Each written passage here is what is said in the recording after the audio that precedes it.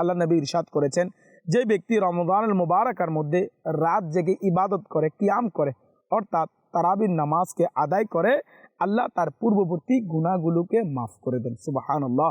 আন সাঈব ইবনে Yazid قال كنا نقول في زمان عمر بن الخطاب ب20 ركعة والوتر। হযরতে সাইয়্যিদুনা সাঈব ইবনে Yazid রাদিয়াল্লাহু তাআলা থেকে বর্ণিত যে হযরতে উনি বলেন, আমরা উমর রাদিয়াল্লাহু তাআলা আনহুর জামানার মধ্যে 20 রাকাত তারাবির নামাজ পড়তাম এবং বিতরের নামাজ পড়তাম। আসুন আরেকটি হাদিসে মুবারাকা শুনি। আন ইয়াজিদ ইবনে রুমান আন্নাহু قال كان الناس يقومون في زمن عمر بن الخطاب في رمضان ب23 ركعة।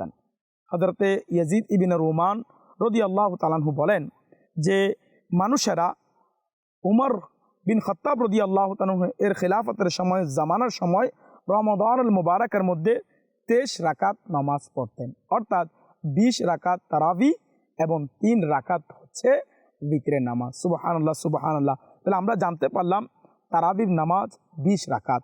শুধু তাই নয়, এই ব্যাপারে সাহাবায়ে কেরাম এটার মধ্যে ঐক্যমতটা পোষণ করেছেন। আসুন আমরা শুনি।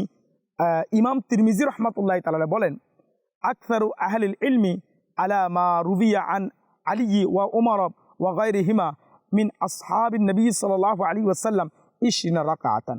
বলেন হযরতে উমর রাদিয়াল্লাহু তাআলা আনহু এবং হযরতে আলীল মুর্তজা শরীফুদ্দাহ কাররামাহুল্লাহু তাআলা ওয়াজহু করিম, ইনারা ছাড়া আরও সাহাবায়ে কেরামদের মধ্য থেকে সবাই 20 রাকাত করে নামাজ আদায় করতেন। ওয়া হুয়া কওলু সুফিয়ান সাউরি ওয়া ইবনে মুবারক ওয়া শাফিঈ ওয়া ক্বালা শাফিঈ হাকাযা আদরাকতু বিবালাদিনা বিমাক্কাতা ইউসাল্লুনা 20 রাকাতান। এবং হযরতে ইমাম শাফি রাহমাতুল্লাহি তাআলা বলেন, আমরা মক্কা শরীফের মধ্যে দেখেছি লোকেরা 20 রাকাত করে তারাবির নামাজ আদায় করতেন। তাহলে বুঝে গেল তারাবির নামাজ 20 রাকাত।